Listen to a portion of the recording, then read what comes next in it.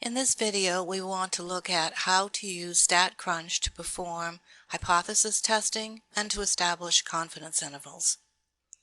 We have a data set consisting of public schools in the Greater Boston area, the enrollment, student-teacher ratio, per pupil spending, MCAS scores, and SAT scores.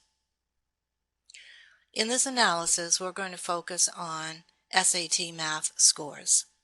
And we're going to break the public school systems into two groups, one where the per pupil spending exceeds $11,000 and the other group being all others less than or equal to $11,000.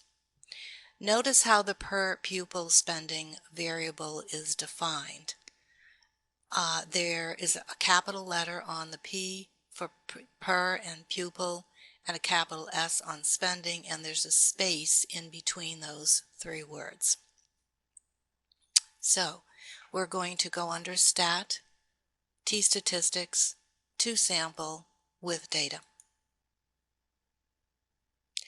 We're going to pick SAT Math because that's a studied variable.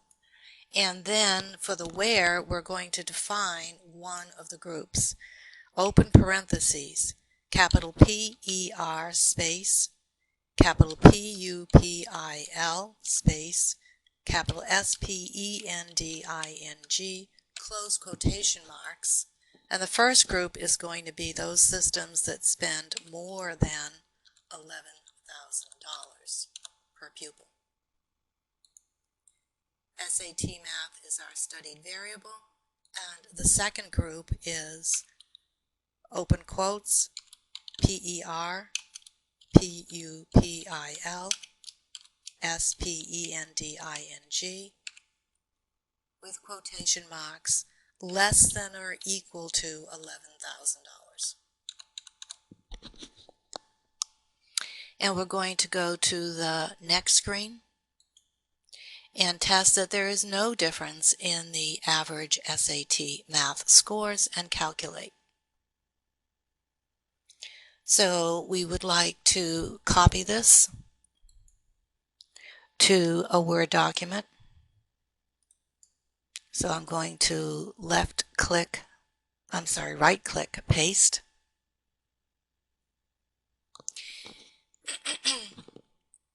And the important numbers are the t-statistic and the p-value. So we notice that the t-statistic is 2.46 and the p-value is 0.0151. So what can we conclude? Let's see if we can get out of here. We can conclude, since the p-value is less than 0.05, this implies we're going to reject the null hypothesis,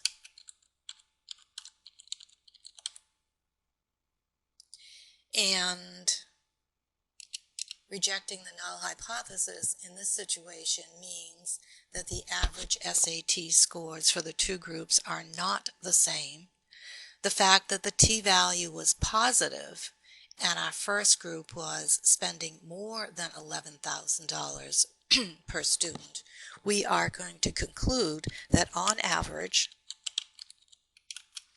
schools that spend more than $11,000 per student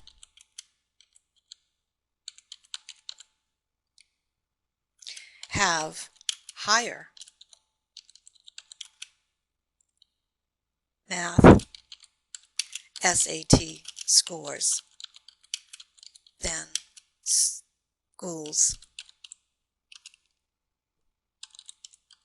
that spend $11,000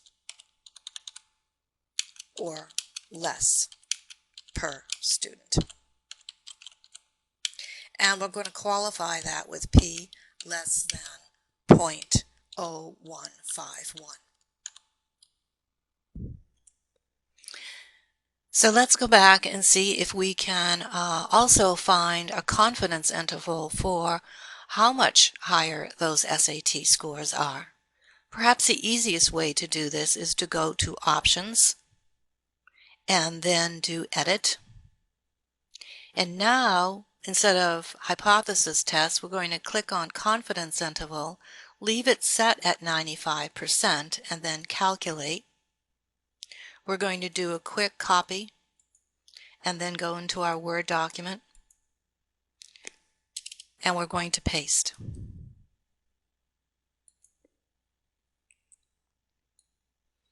And the numbers that we're concerned with are the lower and upper values for the confidence level. So we can take those values and make this statement. This would be our confidence interval. On average, school systems that spend more than $11,000 per student score between 3.46 and 31.65 points higher on the math SAT exam than schools that spend $11,000 or less per student. And this is a statement we can make with 95% confidence. So here is that statement, and I have incorporated it into our Word document. Our next analysis will be a paired data analysis. We are going to compare the MCAS English scores to the MCAS Science scores. And the pairing will be that these scores are on the same school system. So under Stat, we're going to pick T-Stat, and we're going to pick Paired.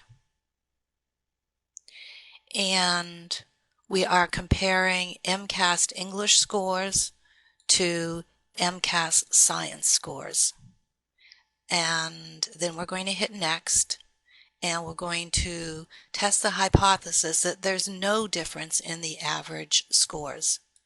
Calculate, Options, Copy, and pick up our Word document, and we're going to paste.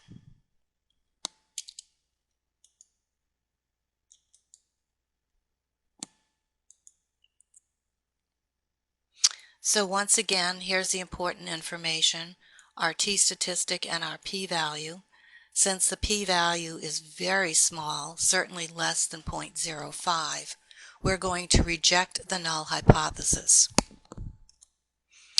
So specifically, we conclude that since the p-value is less than 0.05, we're going to reject the null hypothesis of no significant difference.